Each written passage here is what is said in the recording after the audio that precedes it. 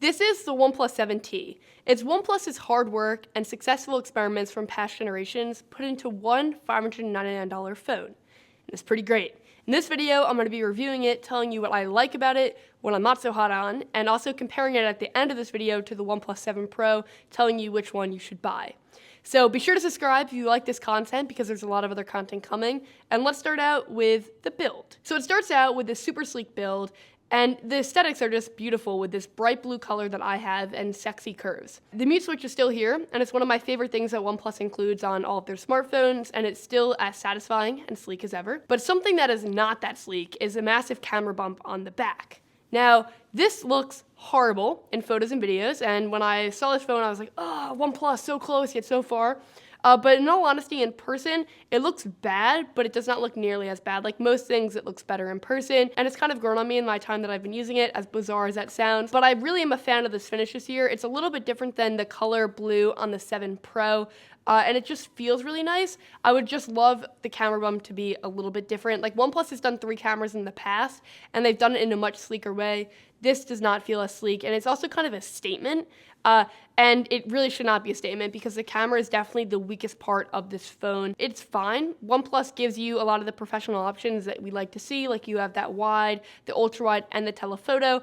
All great things, all things that I think should be included on 2019 flagships, but the actual quality that those 3 cameras produce is not great. It's like mediocre. It's fine in daylight, and you can get pretty good shots, but when you get into lower light scenarios, it falls apart a little bit. Even though this phone has a dedicated night mode, it's not nearly as good as like the likes of like the Pixel 4 or the iPhone 11. And the actual wide camera is again a nice thing to have, and this phone is obviously like miles ahead of phones like the Pixel 4 that don't have it, just in terms of the flexibility that having the wide offers you.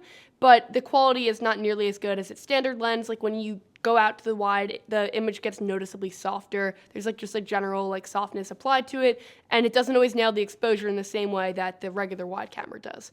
So I'm glad that we have the ultra wide option. I just would have liked to see a higher quality ultra wide, and that's one of my things that is definitely not a strong part of this phone, but it's also not horrible. Like in the past, OnePlus phones were really hard to recommend because the cameras were like really mediocre. Now the cameras are pretty good. They're just not excellent. Video mode, though, is improved since last year. That's another reason why OnePlus phones were hard for me to recommend. They were great in so many ways, but then the video mode was always oversaturated and kind of like a hot mess where it was unusable. They've toned down the saturation a lot this year in their video, and the stabilization is also significantly better. So this is actually a pretty good camera in terms of video quality. It's okay. It's not best in class by any means, but it's definitely a significant improvement over past years. And I would like to see improvements continue. The front selfie camera is pretty good as well. Again, not amazing, but it is decently wide, and the photos look fine. Like, it's a selfie. It doesn't need to be like an A1 photo. It looks good enough. It's going to get your Snapchat needs done, Instagram. All good on that front. Something that is some of the best in class, though, is performance. OnePlus always creates phones that are really good performers. The 7T is no exception. Just on a pure spec level, it's packing. You have a Snapdragon 855 Plus processor, a lot of RAM, and really fast storage. So this phone feels like it flies. And when you pair those great specs with the fact that the software is also great, Oxygen OS 10, it creates like this phenomenal, fast, speedy experience. So Oxygen OS 10 is this really great version of Android. They keep it pretty stock. Like OnePlus knows that Google does a really good job, so they don't try to make it look aesthetically totally different. The features that they do add, the differences that you get on Oxygen OS versus stock, are great additions to your experience as a smartphone user. So they do a really great job with software. They're one of my favorite companies for that software experience, and they're also really good with updates. So we see a lot of phone manufacturers are behind on updates. This phone already has Android 10. It was one of the first phones to come out with it, and that's great. And you can also expect frequent software updates. Like, I've been using this phone for a while now, and I've gotten many updates since I've taken it out of the box the first time. So that's a great thing to see as well. And that software experience that you're getting on the OnePlus phone is very similar to something that you get on the Pixel 4, but the OnePlus 7T is significantly cheaper than the Pixel 4. So you take the stock feel and great specs, and then you put it on a 90 hertz refresh rate display, and this phone feels fast. So the 90 hertz refresh rate display on this phone is one of the best executions I've seen of a high refresh rate display on a smartphone. It feels really fast. Like when you're using this phone, you don't realize why you're enjoying using it so much more until you go down to like a 60 hertz refresh rate phone, and then you're like, wow, yeah, I can feel that difference. So I wasn't necessarily like a believer that it was going to create a huge impact in how I use my smartphone and how much I enjoy my smartphone, but it definitely does. I experienced that for the first time with the 7 Pro, and it gets continued on the 7T. Animations feel really smooth. Switching between apps also feels really smooth. It just adds a whole nother element of like speed to the phone. I'm on board with it. I think it's great. And as I mentioned, the 7 Pro had it, so it got brought down from that more premium phone to the 7T.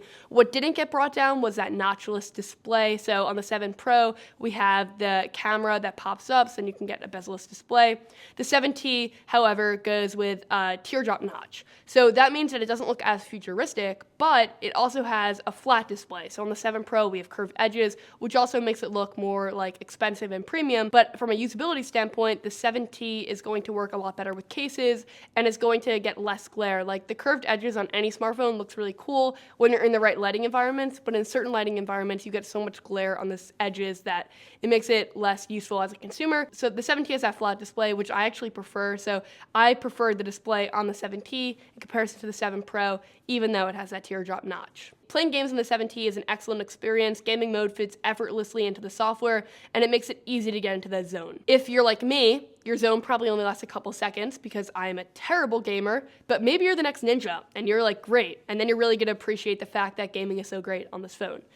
The gaming mode is just very convenient. Speaking of convenience, that's what our sponsor, Dashlane, is all about. Dashlane is an application that provides a secure and convenient method of storing your passwords. If you're like me, then you have countless accounts online and you use a different password for all of them because security.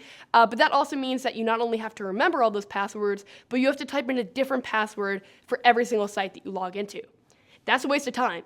Dashlane solves that problem for you. They have this awesome way of storing your information that's encrypted and really good. You can store your passwords and your credit card information as well. And then with their autofill technology, it's extremely convenient. So you can go onto a website and it will autofill in your password. It just saves you time and it saves you from having to remember everything. So it's great. You could fill in credit card information, so online shopping is now a breeze. So Dashlane also offers free and premium memberships. So if you want to try it, they're actually hooking you up with 30 days free of a premium account. First link in the description down below. And then if you decide you love it, I think you will, you can get 10% off your premium account using code Jacqueline Dallas. I'm a huge fan of them. I think it's awesome that they're supporting the channel. So if you want to support me, hit that link below, try out the service. I think you're going to be a fan. But let's get into more convenient things about the 7T because there are a lot of them. Okay, so another convenience that the 7T packs is great battery life. The 7T lasts me a really long time, but that's not the reason why I'm saying it's great. The reason I think that the 7T packs great battery life is because of the fast charge technology. OnePlus has kind of been pushing forward this fast charge technology for a while now, but the 7T packs even faster charge with Warp Charge 30T. It can get you about 70% charge in just 30 minutes. Yeah, 70% charge, and it's 23% faster than Warp Charge 30, which was already providing some of the fastest speeds on the market, which is crazy. So this has kind of changed the way I use my smartphone. Like, I now don't have to charge it overnight. I could just plug it in the morning when I'm getting ready and be good to use it for the day. So I'm a huge fan of the charging technology on here, and the actual battery life is pretty good as well. It can last me about a day and a half of pretty heavy use. All right, some final miscellaneous things that didn't really fit anywhere in this review up until now. The speaker is really good. It gets pretty loud and it definitely has like a punchy bass, but when I'm using it, it does vibrate the back of the phone, as most Android phones have this problem. I feel like Apple is one of the only companies to master this where you don't feel it as much. On the 7T, I definitely feel it, but the quality is pretty good and it's harder to cover up because some of the sound comes from the bottom, but then some of the sound also comes from the top, which we're seeing a lot of manufacturers do, and I'm a fan of it. You also don't have a headphone jack anymore. That's a bit of a bummer, but you do have USB Type-C, and you can, of course, use wireless headphones as well. The fingerprint sensor is a little bit better again. It's a little bit faster, but it's still not as fast as a physical fingerprint sensor, and it still has to get pretty bright in order to read your finger. So I'm still getting used to using that. It's okay, but it's not excellent yet. The buttons, though, are excellent. They're tactile and clicky, and the orientation that they're in, having the power button on the right and the volume markers on the left, is my preference. I really don't like when manufacturers put both the volume buttons and the power button both on one side. This is a much nicer setup for me. And then the final miscellaneous thing is that the phone is a pretty good size for me. It's not a massive phone, even though the display is very big. I can still use it one-handed for a lot of things, and it still fits in my pocket. All good things there. Okay, so overall, the OnePlus 7T is a really solid package. For $599, you get a phone that packs the latest software, a gorgeous fast refresh rate display, and quick charging. So what's the catch? Well, there isn't necessarily a catch, but there are two things to think about. The first thing is that the camera on the OnePlus 7T is okay, but it's not excellent. It's definitely the weakest part of the phone, and it's the one aspect that I would love OnePlus, if you're watching this right now, to make like amazing, and then the OnePlus devices would kind of like be this full package. It's still a really good phone, and it still is like a full package, but the camera, if you're really into photography and videography, it's not going to excite you every time you pick up the phone. Like the iPhone 11 Pro, every time I use it, I get excited about the camera quality. I don't get that same feeling at all with the 7T. It's okay, it's better than past years, but it's not best in class. And the other thing to consider is that the OnePlus 7T is a great smartphone, but OnePlus makes a smartphone that might even be a little bit better than the 7T, and that's the OnePlus 7 Pro. So it's a little bit older now, so it doesn't have the same processor, but it does have that bezel-less display, and it has a slightly bigger battery. So the OnePlus 7T has the faster charging and the better processor, but the 7 Pro offers two things that the 7T doesn't. So it's kind of like this weird scenario where you got to pick if you want to save a little bit money but lose those two features and gain some other ones. And the fact that the 7T Pro does not come to North America and this phone does means that you're not really deciding between the 7T and the 7T Pro, but rather the 7T and the 7 Pro. So that's just something to think about. I would love to know what you think, though, of the 7T in a comment below. I think it's a great smartphone, and it's the first Android phone that I always recommend when people ask for a great Android phone that provides good value for its price. They've definitely done a good job here. By the way, there's a lot of content coming because we're in Q4 and the year's rounding out, and there's just so much that I have to bring to you. So you should subscribe and turn on post notifications. So hit that bell, turn on all notifications. It's going to be worth it for sure. Check out another video right here, and I'll catch you guys all in the next one. Thanks for watching. Bye.